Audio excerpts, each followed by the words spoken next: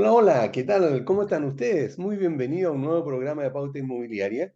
Y vamos a conversar cosas que creo que es súper interesante que nos puedan aclarar bien, y es por eso que invitamos a Daniela Enrique. Pero antes de presentarla, debo recordarle a todos que cualquiera de ustedes, estimados auditores, que ofrezca algún tipo de servicio para corredores de propiedades, agentes, brokers o inversores inmobiliarios, en nuestro programa Pauta Inmobiliaria tenemos el espacio justo para que des a conocer tus servicios y también, digamos, el producto que pudieras tener.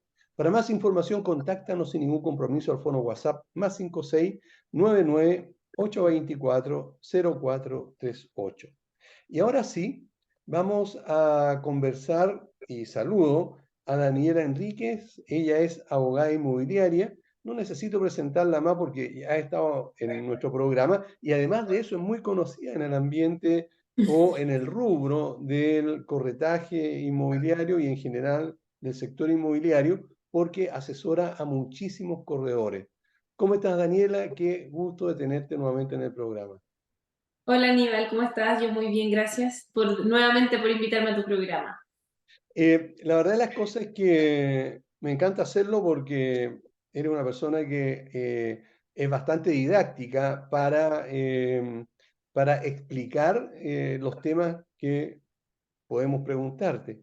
A propósito de esto, de ser didáctica, cuando tú asesoras a los corredores de propiedades, me consta porque me lo han comentado, además explica bastante bien el porqué de la situación que está sucediendo o los procedimientos que hay que seguir. En general, ¿qué es lo que más te solicitan los corredores de propiedades en cuanto a asesorías? Mira, hay dos grandes aspectos que manejamos. Primero está el proceso anterior al contacto con el cliente, donde los corredores quieren saber bien qué hacer, cómo abordar la situación, qué documentación tienen que conocer, qué documentación tienen que pedir, etcétera. Entonces ahí siempre me piden un poco de backup en ese sentido, como de que vayan preparados al encuentro con el cliente y se vean profesionales. Y una vez ya que cierran los negocios o concretan los negocios, obviamente que les verifique que todo el tema legal esté correcto y que obviamente el negocio que se vaya a concretar no tenga ningún vicio, no tenga ningún problema y estén seguros, porque al final ellos quieren vender un negocio seguro porque también eso ayuda a tener una buena imagen y ser profesionales. Así que tiene como esas dos etapas. Primero la anterior de una preparación previa para enfrentarse a sus clientes y después, obviamente, ver que en cuanto a lo legal todo esté en regla. Ok, ahora a propósito de esto mismo y de los aspectos legales de la venta inmobiliaria en el corretaje, que es el tema que nos convoca, lo primero que quisiera preguntarte es, porque hay muchos también auditores que no son corredores de propiedades, sino que son pequeños inversionistas que tienen una, dos o tres propiedades. Pero ¿cuáles son los riesgos que tiene un propietario que quiera vender o tal vez comprar una propiedad sin una asesoría legal o de un corredor de propiedades? Mira, principalmente que es un riesgo tremendo y es que nunca pueda adquirir la propiedad legalmente. O sea, tenemos que partir de la base que existe, ¿cierto?, toda una gestión comercial previa que va ligada al tema del corretaje de propiedades, pero si no se hace una asesoría legal correcta, si no se hace un estudio correcto de la documentación, del inmueble, de los títulos, finalmente eso se puede traducir en que el negocio nunca se va a concretar. Y si no se concreta el negocio, si estamos hablando desde el punto de vista de los corredores, eso se va a traducir en que eventualmente nunca perciban su comisión y también les va a generar un conflicto tremendo con sus clientes porque los que hemos estado enfrentados a situaciones de transacciones inmobiliarias sabemos que estos son procesos lentos, que toman meses y que nadie va a querer pasar 2, 3 meses en este proceso para darse cuenta al final del camino que la propiedad no se podía vender, que la propiedad tenía un problema, que estaba embargada, qué sé yo. Entonces, es súper importante tomar una decisión responsable desde el principio para que cuando ya lleguemos a la etapa final no nos encontremos con estos problemas que eran fáciles de detectar antes si es que hubiésemos tenido la asesoría legal pertinente. Cuando habla de revisar la documentación, específicamente ¿a qué te refieres?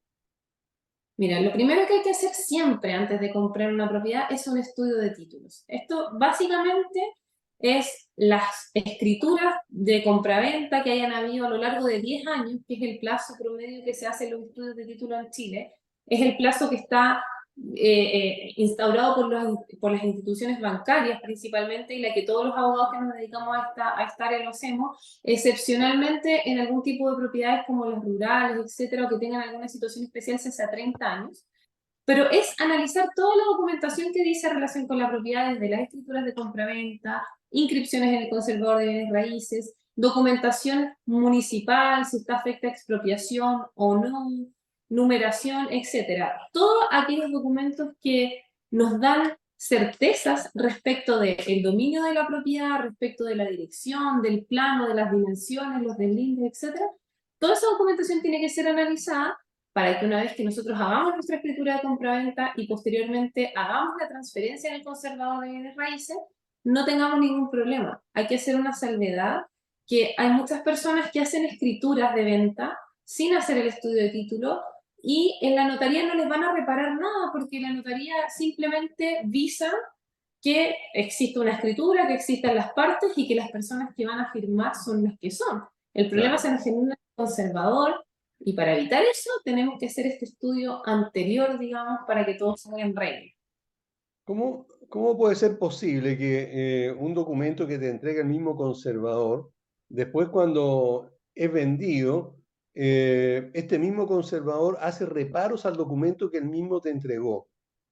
¿Por qué se pudiera dar esa situación? Mira, no es algo que pase comúnmente, pero pasa, y hay que tener ¿Mm? en claro dos situaciones principalmente. Primero, que los certificados que emite el conservador de bienes raíces igual son emitidos por persona y que eventualmente se pueden equivocar. A mí me ha tocado muchas veces solicitar rectificación de certificado, no sé, por ejemplo, un certificado de hipotecas y gravámenes que viene con una hipoteca mal inscrita, o no viene la hipoteca, o sale una hipoteca que no existe. Se rectifican. A lo menos el conservador de bienes raíces de Santiago es súper ágil en esto. Tiene un correo electrónico, uno manda la información y en 24 o 48 horas máximo te lo solucionan. El Ya, tema está en que si uno se agarra de esa documentación para hacer el estudio de título y la documentación viene mala desde la institución encargada del registro, obviamente uno puede cometer errores en el futuro. Entonces, ¿qué pasa? Uno no puede basarse en un solo documento para hacer una escritura. Hay muchos abogados que dicen, no, tráigame el dominio vigente, certificado de hipotecas y gravámenes, y estamos al otro lado y con eso le hacemos la escritura de compraventa. Si nos limitamos a tener solo esa documentación, no estamos observando el panorama completo. Y si no observamos el panorama completo, obviamente pueden haber errores. A veces las escrituras están mal y la inscripción sale mala, o viceversa.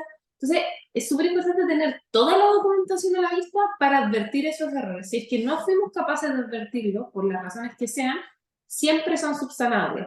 Hay que tener claro que el conservador de bienes raíces, según su reglamento, tiene facultades para subsanar ciertos tipos de errores. ya. Entonces se puede hacer. Va a retrasar quizás un poco el proceso, pero se puede solucionar, que es lo importante. ¿Pudiera llegar al extremo de que el conservador se niegue a ejecutar ¿cómo llamarle? Una Ah, rectificación, no, no, de inscribir sí, la sí, o sea, propiedad a mi nombre?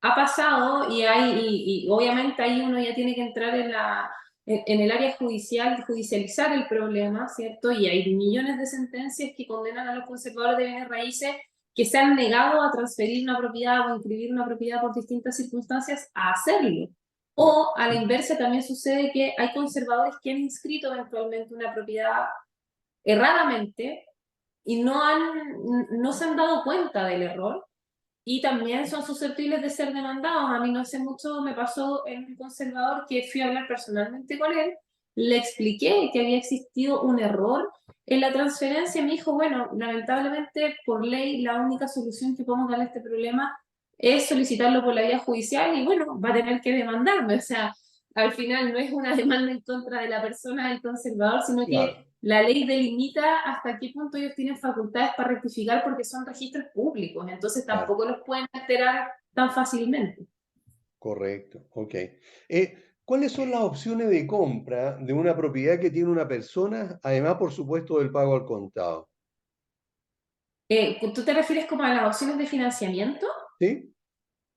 Bueno, el clásico crédito hipotecario, que yo creo que es la vía más utilizada para adquirir una propiedad, pero dentro del universo de los créditos hay que mencionar que existen otras modalidades como el leasing habitacional, también existen instituciones que financian créditos hipotecarios que no necesariamente son bancos, como están las mutuarias, hay fondos de inversión. Hoy día se ha abierto un poco el abanico de posibilidades de crédito para los particulares, que la mayoría piensa que es simplemente ir al banco, pedir un crédito hipotecario o eventualmente algún subsidio habitacional de los que nos entrega el Serviu, pero hay más opciones de financiamiento y se pueden mezclar, que igual es algo bueno, porque no sé si todo el mundo sabe, pero uno puede hacer un mix de financiamientos en parte contado, parte crédito, parte subsidio, o sumarle un leasing. También existe la portabilidad bancaria, que es algo que nos permite ir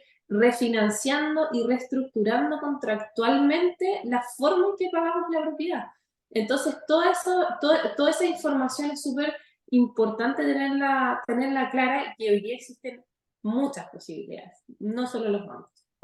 Ok, ¿eso pudiera tener alguna de estas opciones que no son los bancos, algún tipo de riesgo para la persona que está pidiendo el crédito en esa institución? Yo creo que, o sea, si son instituciones financieras que están dentro del marco de lo que es la Superintendencia de Banco, etcétera, la SMF, ahí hay que confiar en que para que una institución esté acreditada, por decirlo de alguna manera, tiene que pasar un nivel de filtros impresionante. Son instituciones que están ya dentro del sistema, entonces es muy difícil que la persona sufra un fraude o que tenga algún problema. Lo que sí es importante tener claro las condiciones contractuales, o sea, claramente hay una diferencia de tasas de interés, hay una diferencia de condiciones, pero eso es algo que cada uno evalúa si es que le conviene o no, pero tener un riesgo en el sentido de que eventualmente voy a perder la propiedad o quizás nunca va a quedar a mi nombre, ¿no? Porque son contratos que están súper pensados y están súper estructurados. Por ejemplo, lo que pasa con el leasing, que es en el fondo básicamente un contrato de arriendo con opción de compra, mucha gente me dice, oye, pero ¿qué pasa si llego al final y no me quieren,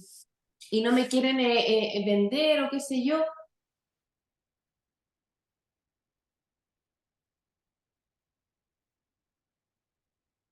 O sea, eso.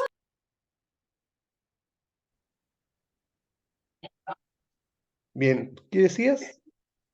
Pero que, volviendo al tema del leasing, que hay mucha gente que me consulta si es que eventualmente tienen el riesgo de estar pagando, no sé, 5 años arriendo y que al final, o 10 años, y que después si la institución no les va a querer vender la propiedad o no les va a querer traspasar la propiedad a su nombre, eso no va a pasar porque igual existe un contrato.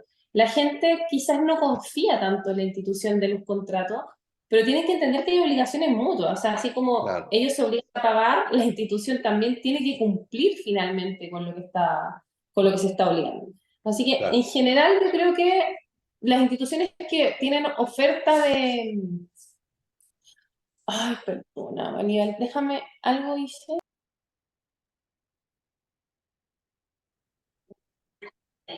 Ah, mira, Gustavo está preguntando, muchas gracias, Gustavo. ¿Qué riesgos se pueden tomar cuando se compra un inmueble en blanco o en verde? El mayor riesgo que se puede tomar, sobre todo en las construcciones en blanco, son los plazos, los cumplimientos para ambos lados. Por un lado, nosotros con la pandemia nos enseñó esto, ¿Mm? que en cualquier época de crisis, la construcción de un edificio, de un proyecto inmobiliario, tiene varios protagonistas. Entonces, ¿qué pasa si es que hay un retraso en la construcción por falta de material, por falta de personal, por crisis nacional, por las razones que sea? Obviamente, la inmobiliaria que nos está vendiendo no va a lograr cumplir el plazo que se obligó, y eso puede traer a su vez repercusiones para el otro lado, porque nosotros planificamos nuestra compra en base generalmente a los créditos. Entonces, como hay una variación en las tasas de interés, hay una variación de condiciones, y cuando uno compra en blanco o en verde, compra a harto tiempo más, nosotros no sabemos lo que puede pasar en un año más. Se claro, supone que nosotros cuando contratamos, por ejemplo, cuando compramos en blanco, empezamos a pagar el pie en cuotas y ya después claro. de 1 año o de 2 años vamos a ver el tema comercial ya de solicitar un crédito hipotecario y quizás nuestras condiciones financieras en 2 años pueden cambiar drásticamente. O la Como situación sucedió. país, que Claro, es lo como que pasó con sucedió. el... Claro, y que explotó un poco porque al final nos encontramos con demasiada gente que ya no calificaba para el crédito hipotecario que hace 1 año atrás sí calificaba. ¿Y qué hacía? Todos caían Claro, en causal de incumplimiento, pagar multas, etcétera. Entonces, ese yo creo que es el principal riesgo actualmente, en que comprar a plazo está bueno en la medida que te permite ir amortizando los pagos de a poquito, pero hay que tener en consideración que no sabemos cómo va a ser nuestra realidad de aquí a 1 o 2 años más cuando tengamos que efectivamente pedir el crédito. correcto. Ok. Ahora, ¿qué utilidad tiene para el corredor de propiedades firmar con el propietario una orden de venta o un contrato? Bueno, para mí esencial. O sea, tú sabes que yo trabajo con la oficina de RIMAX First y con otros corredores de propiedades y siempre lo que más les digo es que tienen que firmar ese documento porque es el que asegura en primera instancia que les paguen su comisión. El trabajo del corredor no es un trabajo que se limita simplemente a sacar una foto de una propiedad y publicarla en un portal, es mucho más que eso. Al menos los que hacen el trabajo de manera profesional. Entonces, si es que no tienen algún documento que los vincule, la persona perfectamente puede al final del proceso decir, bueno, pero yo no te pago porque ya no quiero pagar, porque se me ocurrió no sé qué, o meter a un tercero en la transacción y después cómo reclaman, cómo hacen para que efectivamente obligar a la persona a que les pague por un servicio. Porque nosotros sabemos que el corretaje de propiedades es algo que no está regulado en Chile, pero sí existen mecanismos para asegurar que en base a mi trabajo, al final del camino se me pague por lo que hice. Perfecto. Ok. Entonces, para asegurarse en este caso, el corredor de propiedades sería recomendable. Ahora, ustedes en RIMAFERX tienen un modelo de contrato. ¿Cómo podría un corredor, algún auditor que nos esté escuchando que sea corredor independiente, tener, digamos, saber lo que tiene que redactar allí? ¿Lo podría hacer a través tuyo, digamos, con las Sí, características que tenga ese corredor para que se pueda tener un formulario tipo, algo así? claro, o sea, nosotros acá en la oficina efectivamente tenemos contratos tipo porque tenemos los procedimientos súper acotados, ¿ya? Y más o menos mecanizados para que fluyan de mejor forma. Ahora, si son corredores más pequeños o oficinas más pequeñas, siempre la recomendación va a ser que tengan su set list, digamos, de documentos que son, que son siempre los mismos, que básicamente cambian los datos de las personas, que es como una carta oferta, una aceptación de oferta, todo ese tipo de documentación son modelos en el fondo que tienen que tener y replicarlos después en el tiempo. Correcto. Pero todo eso debería ir, digamos, con la característica propia de la oficina, independiente en este caso del corredor o si tiene una empresa, de la empresa. Claro, de las Para, condiciones que cada uno ofrezca en el fondo. correcto. Pero para eso tú los puedes asesorar profesionalmente, por supuesto, Sí, claro, a poder ayudarlo a confeccionar un set porque no solamente el exacto. contrato, digamos, o la orden de venta, sino que hay muchísima otra documentación que debería tener como empresa o como oficina de corretaje esta persona, ¿verdad? Claro, o sea, cuando uno inicia en el negocio inmobiliario, tiene que tener claro que hay una estructura que tiene que armar y una estructura que la va a usar siempre. Y generar esa documentación, generar esos contratos, obviamente tiene que ir de la mano de un abogado que se maneje en el tema. Después de eso, cuando ya generan esa parte y tienen la primera etapa ya lista, por decirlo de alguna manera, pueden empezar a correr solo sin ningún problema y son documentos relativamente sencillos que no requieren mayor revisión. Entonces lo pueden ir replicando, pero hasta cierto punto, porque acá, por ejemplo, nosotros en la oficina, yo estoy siempre, o sea, yo reviso todas las transacciones y para mi modo de ver es el gold estándar que debiesen tener los corredores porque pasan cosas. Ahora, si es que no pueden tener un abogado de cabecera, no pueden estar todo el tiempo consultando con un abogado, sí sería bueno que a lo menos una vez tuviesen esa inversión de preparar la documentación para asegurarse que en el futuro no van a tener problemas. Perfecto. Ok. Bueno, o aliarse a alguna oficina de RIMAC, como por ejemplo de nuestros amigos de RIMAC FED, Exacto. ¿verdad? Para que, y aprovecho mandar un saludo a los amigos, ¿verdad? Para que no solamente tengan el apoyo comercial o de capacitación, sino que también el apoyo legal, ¿verdad? Exactamente, que es súper importante. Con el tiempo uno lo han aprendido. Acá en la oficina lo valoran muchísimo porque de verdad que hay cosas que de repente no tienen por qué saber, situaciones excepcionales y nadie quiere que se le caiga un negocio. Ok, perfecto. Eh, ¿Qué documentación? Tú recién mencionaste, ¿verdad? Que hay que estudiar la documentación, ¿verdad? Pero ¿cuál es la documentación que se debe revisar o que debiera revisar también un corredor al comprar una propiedad? ¿Y para qué serviría cada uno de estos documentos? Bueno, cuando los corredores captan las propiedades, yo creo que lo primero que tienen que solicitar siempre es el certificado de dominio vigente. Este documento lo emite el conservador y es el único documento que da cuenta efectivamente quién es el dueño de la propiedad. Ahí partimos. Sabemos quién es el dueño y de ahí empezamos a desmenuzar. Esa inscripción de dominio vigente va a transportarnos automáticamente y va a aparecer ahí a la escritura que dio origen a esa inscripción. También tenemos que tener esa escritura, que puede ser una compraventa, puede haber sido, no sé, alguna otra modalidad poco común o a veces una herencia, si es que se adquirió por herencia. Ahí vamos a saber de dónde proviene el dominio.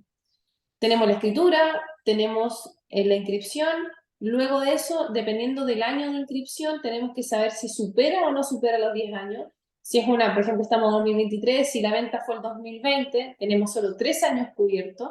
Por lo tanto, tenemos que empezar a ir hacia atrás y pedir las otras inscripciones sin vigencia, porque ya no van a estar vigentes, más las escrituras que correspondan hasta completar los 10 años.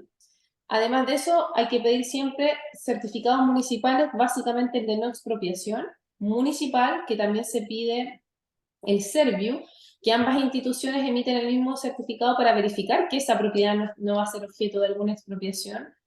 También el certificado de número para estar seguros de la dirección, sobre todo en el caso de las casas, más que de los edificios. Correcto. El certificado de recepción final, si es que hubiese una construcción en el caso de las casas, el certificado de hipotecas, gravámenes, prohibiciones y litigios, porque ahí nos va a dar una panorámica completa del estado de la propiedad, si es que tiene un embargo, si es que tiene un juicio de por medio, si es que tiene hipotecas, si es que tiene prohibiciones de venta. Toda esa información la vamos a sacar de ahí. Y dependiendo Perfecto. de lo que nos diga ese certificado, eventualmente tendremos que pedir otras cositas más, ¿ya? Y eso en general es como el setlist básico que tenemos que tener al momento de captar la propiedad y obviamente una vez que uno revise esa documentación, eventualmente puede solicitar más cosas dependiendo del estudio, ¿ya? Pero por lo Perfecto. menos tenemos que partir por eso y un certificado de avalúo fiscal. Ok. Ahora, una vez que las partes están de acuerdo en vender y en comprar, ¿qué es lo recomendable para proceder a cerrar este negocio? Yo siempre recomiendo hacer promesa. Hay gente hay corredores que dicen, pero ¿para qué voy a hacer la promesa si la venta va a ser el contado y la quieren firmar mañana?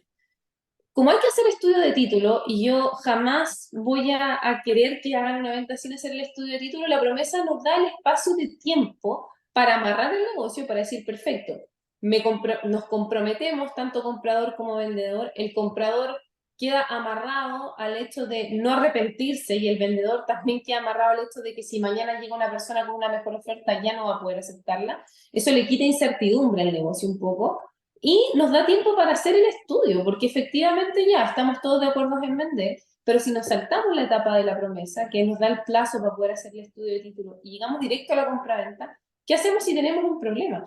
¿Qué hacemos si es que hay que rectificar algo, que es algo que es súper común? Que de repente la numeración en la inscripción está mala, que era, no sé, Avenida Providencia 1500, dice Avenida Providencia 1800. Es Claro. algo sencillo de rectificar, pero hay que hacerlo. Y se requiere Y tiempo. si, exacto, y eso es tiempo. Entonces, es mejor hacer las cosas un poquito más pausado, pero hacerlas bien. Y para eso, primero firmamos una promesa, que no tiene que ser por escritura pública, puede ser por instrumento privado, es un documento más sencillo. Tenemos el plazo considerado para poder hacer el estudio y rectificar o subsanar lo que haya que hacer. Y luego de eso nos vamos a la escritura compraventa y todo bien. Ok, bueno.